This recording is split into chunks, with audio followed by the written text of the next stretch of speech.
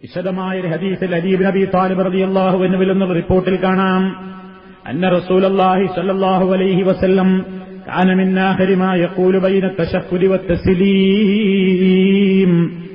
തശഹ്ഹുദിലും തസ്ലീമിന്റെയും ഇടക്കായിക്കൊണ്ട് അല്ലാഹുവിന്റെ റസൂൽ പറയുന്നതിൽ അവസാനമായി പറയാറുള്ളത്, അല്ലാഹുമ്മ ഗ്ഫിർ ലീ മാ ഖദ്ദംതു വമാ അഖർതു വമാ അസ്റർതു വമാ അഅലൻതു വമാ അസ്റഫ്തു വമാ അൻത അഅലമു ബിഹി മിന്നി അൻതൽ മുഖദ്ദിമു വഅൻതൽ മുഅഖിറു ലാ ഇലാഹ ഇല്ലാ അൻത. മഹാഭൂരിപക്ഷം സുഹൃത്തുക്കൾക്കും മനഃപ്പാടമുള്ള ഒരു പ്രാർത്ഥനയാണത്. പക്ഷേ പലപ്പോഴും അത് അങ്ങോട്ടും ഇങ്ങോട്ടുമൊക്കെ മാറിയാണ് പറയാറുള്ളത്. ചൊല്ലിച്ചു നോക്കുമ്പോ പലപ്പോഴും അത് അങ്ങുമിങ്ങുമൊക്കെ തെറ്റിപ്പറയാറുണ്ട്. അതുകൊണ്ട് തെറ്റാതെ ആശയം അറിഞ്ഞുകൊണ്ട് ചോദിക്കണം റബ്ബിനോട്, അല്ലാഹുമ്മ ഗ്ഫിർ ലീ, അല്ലാഹുവേ നീ എന്നോട് പൊറുക്കണം, മാ ഖദ്ദംതു ഞാൻ മുൻകൂട്ടി ചെയ്തു വെച്ചിട്ടുള്ള കാര്യങ്ങൾ, അഥവാ എന്നിൽ നിന്ന് വന്നുപോയിട്ടുള്ള തെറ്റുകളും കുറ്റങ്ങളും പിഴവുകളുമൊക്കെ നീ എനിക്ക് പൊറുത്തു തരണം. വമാ അഖർതു, ഇനി ഭാവിയിൽ എന്തെങ്കിലും എന്നിൽ നിന്ന് സംഭവിക്കാൻ പോകുന്നുണ്ടെങ്കിൽ അത് സംഭവിക്കാതെ നീ എന്നെ അതിൽ നിന്ന് രക്ഷപ്പെടുത്തണം. അതേപോലെ തന്നെ വമാ അസ്റർതു, ഞാൻ സ്വകാര്യമായി ചെയ്തിട്ടുള്ള പാപങ്ങൾ പൊറുത്തു തരണം. സിറായി ചെയ്തിട്ടുള്ള, രഹസ്യമായി ചെയ്തിട്ടുള്ള പാപങ്ങൾ എനിക്ക് പൊറുത്തു തരണം. വമാ അഅലൻതു, അഅലന എന്ന് പറഞ്ഞാൽ പരസ്യമാക്കി ചെയ്തു എന്നാണ്. ഞാൻ പരസ്യമായി ചെയ്തിട്ടുള്ള പാപങ്ങളും പൊറുത്തു തരണം. വമാ അസ്റഫ്തു, ഞാൻ ഏതെല്ലാം തെറ്റുകളിൽ വളരെയേറെ ഇസ്റാഫ് എന്റെ അടുക്കൽ വന്നു പോയിട്ടുണ്ടോ, ധാരാളക്കണക്കിന് പാപങ്ങൾ, ഒരുപാട് അക്രമങ്ങൾ എന്നിൽ നിന്ന് കണക്കല്ലാത്ത നിലക്ക്, ഇസ്റാഫായ നിലക്ക് തന്നെ ധാരാളക്കണക്കിന് വന്നിട്ടുണ്ട്. നീ അതെല്ലാം പുറത്തു തരണം. വമാ അൻത അഅലമു ബിഹി മിന്നീ, പിന്നെ ഏതൊക്കെ പൊറുക്കണം, എന്നിൽ നിന്ന് എന്തൊക്കെ സംഭവിച്ചിട്ടുണ്ട് എന്ന് എന്നേക്കാൾ കൂടുതൽ നീയാണല്ലോ അറിയുന്നവൻ. വമാ, ഒരു പാപത്തെയും നീ പൊറുക്കണം. അൻത, നീയാണ് അഅലമു ബിഹി, അതിനെക്കുറിച്ച് നന്നായി അറിയുന്നവൻ, മിന്നീ, എന്നേക്കാൾ.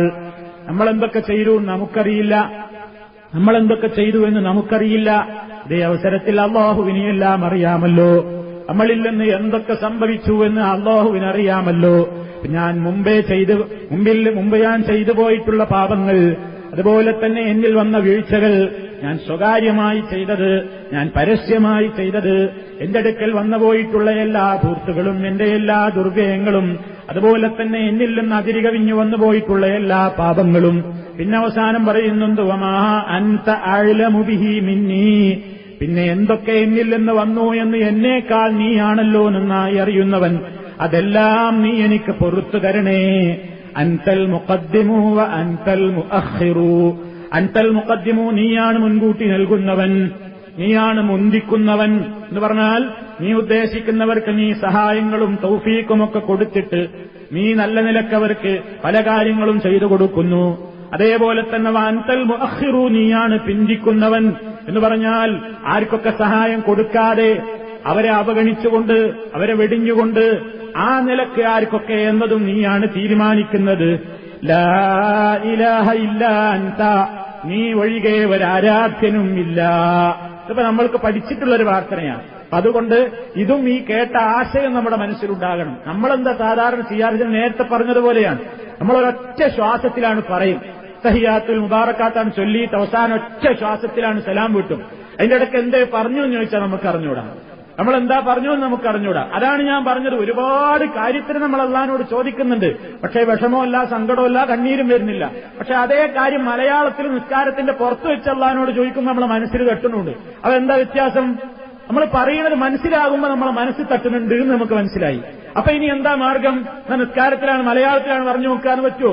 അല്ലാതെ അള്ളാഹുവിന്റെ റസൂൽ നമുക്കത് അറബിയിലാണ് നമുക്ക് പറഞ്ഞു തന്നത്. അത് അങ്ങനെ തന്നെ പ്രവാചകനിൽ നിന്ന് റിപ്പോർട്ട് ചെയ്യപ്പെട്ട നിലക്കുള്ള പദങ്ങൾ തന്നെ പറയലും നമുക്ക് പ്രത്യേകം നിർദ്ദേശിക്കപ്പെട്ട സംഗതികളാണ്.